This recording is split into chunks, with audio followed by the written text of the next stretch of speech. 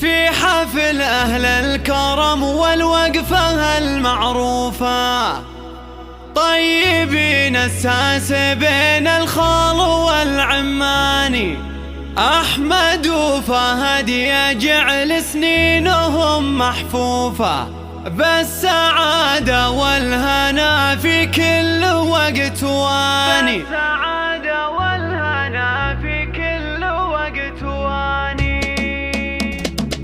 مرحبا ترحيبة مثنية مردوفة، عند قوم مرحبا هم زبان اللجاني. مرحبا ترحيبة بنسبة قدم ضيوفة، من سلام الحاشيل يا فوحة الخولاني،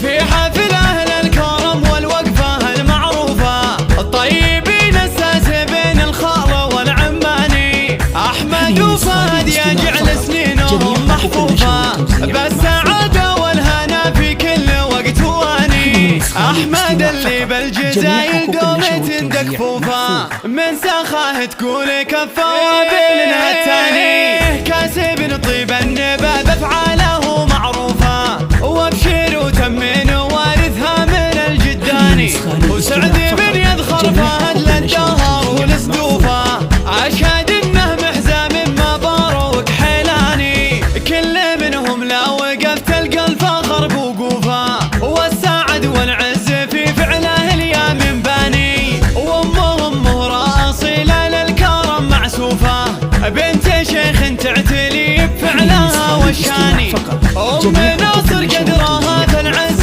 محدي طوفه، عزها من عز ابوها مكرم الضيفاني، وربعهم مجد على روس الطوال تشوفه، عزوات بنسبة اهل الطيب والعرفاني. مرحبا ترحيبة مثنية مردوفة، عند قوم مرحبا هم زبان اللجاني، مرحبا ترحيبة بنسبة قدم ضيوفة، من سلام الحاشيل يا فوحة الخولاني،